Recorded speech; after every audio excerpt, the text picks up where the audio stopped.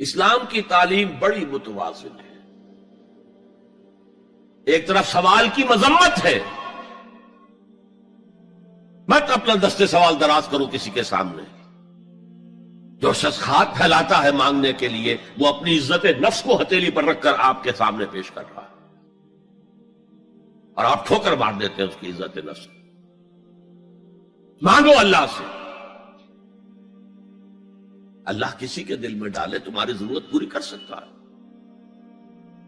بغیر اس کے کہ تم کسی کے سامنے دستے سوال دراز کرو. تو سخت مذمت ہے. اور خاص طور پر بیگری جو ایک انسٹیٹیوشن بن گیا ہے، ایک پیشہ بن گیا ہے، وہ تو اسلام کی تعلیمات کے منافی ہے. اور جس طرح کی ہم خیرات بانٹتے ہیں، 5 روپے کا نوٹ دے رہے ہیں مانگنے والوں کو، مسجدوں کے باہر سمجھ رہے ہیں ہم نے حاتم طائی کی خبر کو لات مار دی، حالانکہ حقیقت میں آپ انسٹیٹیوشن آف بیگری کو سپورٹ کر رہے ہیں. کسی ایک کو لے لو، آؤ چلو مجھے اپنا گھر دکھاؤ، مجھے بتاؤ تم واقعی اس قابل ہو یا نہیں ہو، اور پھر اس کی مدد کریں، لمسم کریں. پھر وہ 5 روپے نہیں ایسی دیں کہ وہ کچھ اپنے پاؤں پر کھڑا ہو سکے. میں نے 1 روپیہ نہیں کہا کہ 1 روپیہ تو اب کوئی شے نہیں رہی، لیکن یہ کہ 5 روپے کا نوٹ بھی آپ نے تقسیم کرنے شروع کر دیے، یہ کیا ہے؟ وَالسَّائِلِينَ وَفِي الرِّقَابِ. لیکن دوسری طرف سائل کو جھڑکنا نہیں ہے. اما السائل فلا تنہر، جھڑکو نہیں. اچھا بھائی نہیں، معاف کرو، میرے پاس اس وقت آپ کی مدد کے لیے کچھ نہیں ہے، میں کچھ نہیں کر سکتا. تو ان دونوں کے درمیان اصل میں معاملہ ہونا چاہیے. بلکہ یہاں تک بھی فرمایا سائل کو ضرور دو، چاہے وہ گھوڑے پر سوار ہو کر تمہارے دروازے پہ آیا. کیا پتا اس کی واقعی الجھن کیا ہے. تو سوال کی مذمت اور سائل کو جھڑکنے کی ممانعت. حتی الامکان خالی ہاتھ نہ لوٹاؤ. اس نے اپنی عزت نفس اپنی ہتھیلی پر رکھ کر تمہاری سامنے پیش کر دیا، اسے ٹھوکر نہ مارو. لیکن جیسا کہ میں نے عرض کیا، یہ انسٹیٹیوشن آف بیگری جو ہے یہ ایک علیحدہ شے ہے، بالکل اس کا اس سے کوئی تعلق نہ سمجھیے. وفی الرقاب، رقاب جمع ہے رقبہ، گردن. فک رقبۃ او اطعام فی یوم ذی مسغبۃ یتیما ذا مقربۃ او مسکینا ذا متربہ. فک رقبۃ، کسی کی گردن چھڑا دینا. اس وقت سب سے بڑی ایپلیکیشن اس کی تھی غلاموں کو، کنیزوں کو اپنے پیسے سے خرید کر آزاد کر دینا. بہت بڑی نیکی، بہت بڑی نیکی. اور حضرت ابو بکر رضی اللہ تعالیٰ عنہ کے دفتر فضائل میں سب سے اونچا کام یہ ہے کہ جن غلاموں کو اور جن کنیزوں کو ستایا جا رہا تھا، دیئر اونرز، دیئر ماسٹرز، ان کے آقا کو حق حاصل تھا، جو چاہے کریں ان کے ساتھ. قتل کرنے کوئی پوچھنے والا نہیں ہے. میں پہلے بھی عرض کر چکا ہوں، میری ملکیت ہے، جیسے میری بکری میری ملکیت ہے، میں نے اس کو ذبح کیا، گوشت کھا لیا، تم کون ہوتے ہو پوچھنے والے؟ میرا غلام تھا، میں نے قتل کر دیا، تم کون ہو پوچھنے والے؟ ان کو حضرت ابو بکر نے خرید کر آزاد کیا اور منہ مانگے دام دیے. حضرت بلال کے لیے امیہ ابن خلف نے اتنی بڑی رقم مانگی، حضرت ابو بکر کا ٹھیک ہے لو. باپ نے کہا بھی ابو قحافہ نے، ابو بکر کو کوئی غلام خریدنا ہی تھا تو کوئی طاقتور آدمی جو کام آ سکے کہیں، اس کو خریدنا چاہیے. مجھے کیا پتا ابو بکر کس لیے خرید رہا اور کس کے لیے خرید رہا. آج کے دور میں اس کی اپلیکیشن ہوگی. کوئی شخص جو ہے اگر قرض میں اس طرح جکڑا جائے کہ لاکھ ہاتھ پاؤں مارے نکل نہیں سکتا،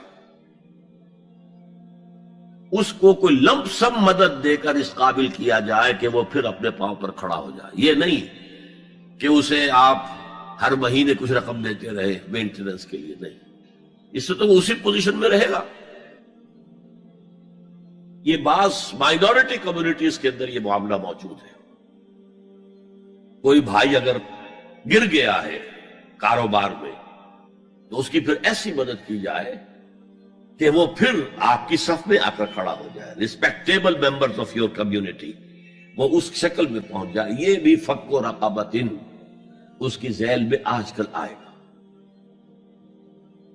اب اس کے بعد آیا وَأَقَامَ الصَّلَاةَ وَآتَى الزَّكَاةَ. یہ دو کیا ہیں؟ یہ عبادات کی شکل میں دو ستون ہیں جو ان دو چیزوں کو سپورٹ کرتے ہیں جو اب تک بیان ہوئی ہیں. ایمان کو تازہ رکھنے کے لیے نماز قائم کرو. ہر نماز ایمان کی تجدید ہے. اقیم الصلاۃ لذکری، نماز قائم کرو میری یاد کے لیے. اپنا عہد اللہ کے ساتھ تازہ کرو. ایاک نعبد و ایاک نستعین، اے اللہ ہم تیری ہی بندگی کرتے ہیں اور کرتے رہیں گے، تجھ ہی سے مدد مانگتے ہیں اور مانگتے رہیں گے. اپنے اس عہد بندگی کو تازہ کرو، ایمان کو تازہ کرو. الحمدللہ رب العالمین الرحمن الرحیم.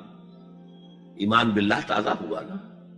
مالک یوم الدین، ایمان بالآخرہ تازہ ہو گیا نا. یہ ہے ایمان کو قائم رکھنے کے لیے، نیکی کی اس روح کو برقرار رکھنے کے لیے اللہ تعالی کی طرف سے یہ ستون ہے. الصلاۃ عماد الدین، دین کا ستون ہے یہ نماز. اس بحث میں اس کا مقصد کیا ہے وہ میں نے بیان کر دیا. بعد میں کیوں آ رہا ہے؟ یعنی کہ اصل شے ہے ایمان، اور ایمان کو سپورٹ کرنے والا ستون ہے نماز. عملی نیکی میں اصل شے ہے ہمدردی، ہمدردی میں مال خرچ کرنا، اور اس کے لیے ستون ہے زکوٰۃ. کم سے کم یہ 2.5% تو نکالو. بوتل کا کارک تو کھل جائے،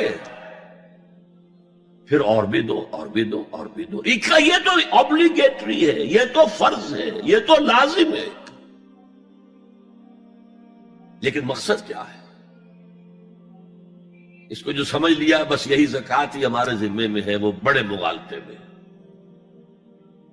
حضور نے فرمایا صلی اللہ علیہ وسلم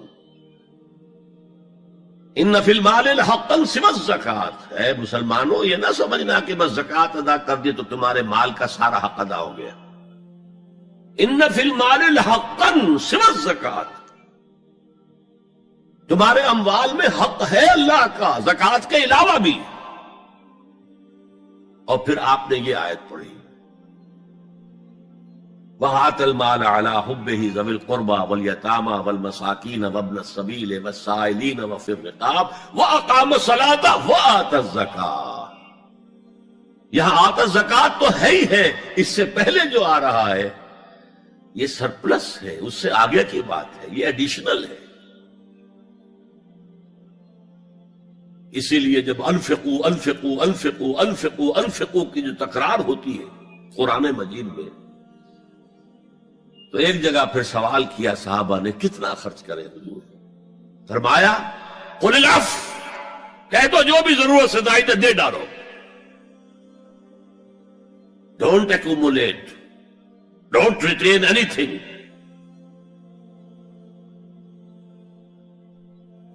ایک بات آپ سے کہوں، آپ کچھ چونک جائیں گے. حضور نے کبھی زکوٰۃ دی؟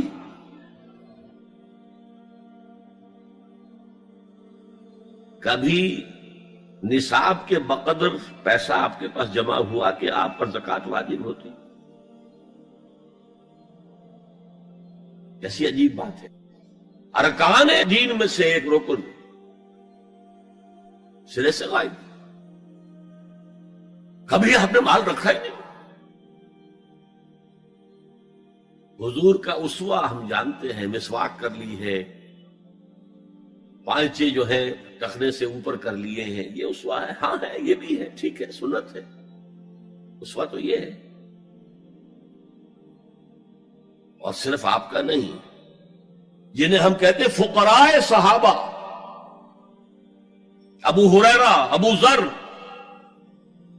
سلمان فارسی، علی رضی اللہ تعالی عنہ اجمعین، یہ فقراء صحابہ میں سے تھے. کبھی کچھ نہیں رکھا اپنے پاس. میں نے بتایا تھا آپ کو شاید کہ حضرت علی کی جب شادی ہو رہی تھی حضرت فاطمہ سے کوئی مکان تھا ہی نہیں، کہاں لے کے جائے؟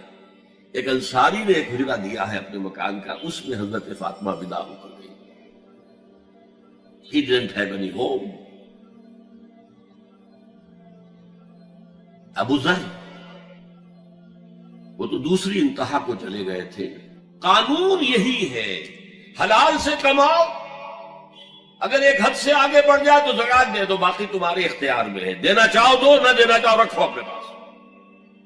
قانون اس سے زیادہ آپ کو پابند نہیں کرے گا. کبھی بھی آپ نے جبر نہیں کیا، ایمرجنسی میں بھی جبر نہیں کیا. ایک واقعہ آتا ہے کہ حضور کو کئی وقت کا فاقہ تھا. تھوڑی دیر کے بعد حضرت ابو بکر آئے، آپ نے چہرے سے پہچان لیا کہ فاقے سے.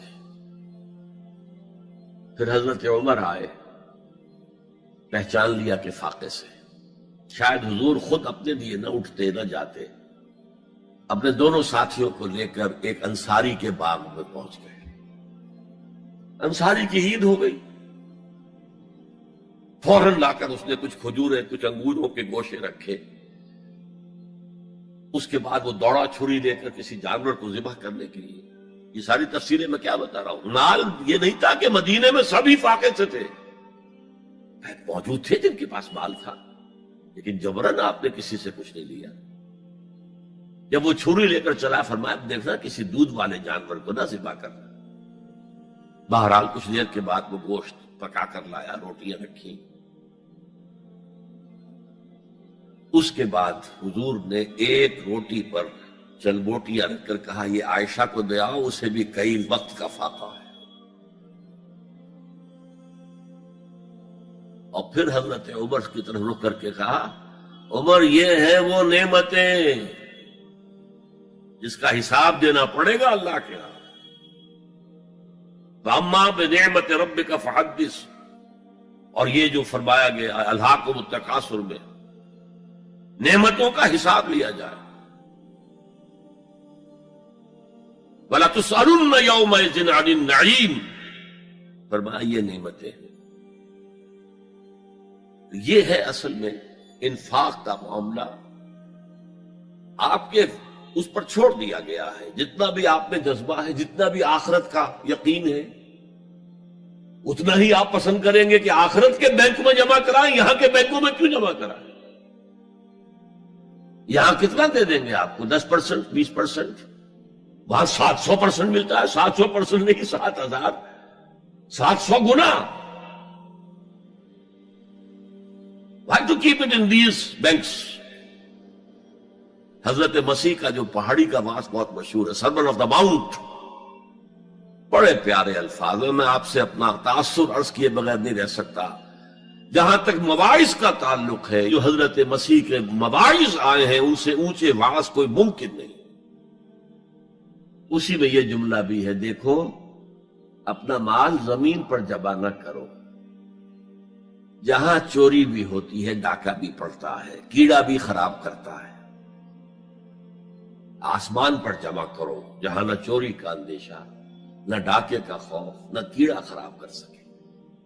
اس لیے کہ میں تم سے سچ کہتا ہوں کہ جہاں تمہارا مال ہوگا وہیں تمہارا دل ہوگا. مال یہاں ہوگا تو دل اٹکا ہوا ہوگا، اور فرشتے اس طرح گھسیٹ کر کھینچیں گے آپ کی جان کو جیسے کہ سیخ پر سے کباب کھینچا جاتا ہے.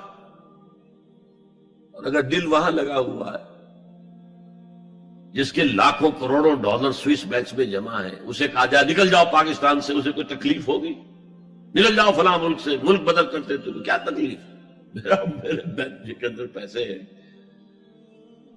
البتہ جس کا باہر کچھ نہ ہو اسے اگر یہ دی جائے سزا تو اس کی تو جان. سرکار سے دل جسے نے سنوارا ہوگا، اس کی قسمت کا بلندی پہ ستارہ ہوگا، اس کی قسمت کا بلندی پہ ستارہ ہوگا. عشق سرکار سے دل جس نے سنوارا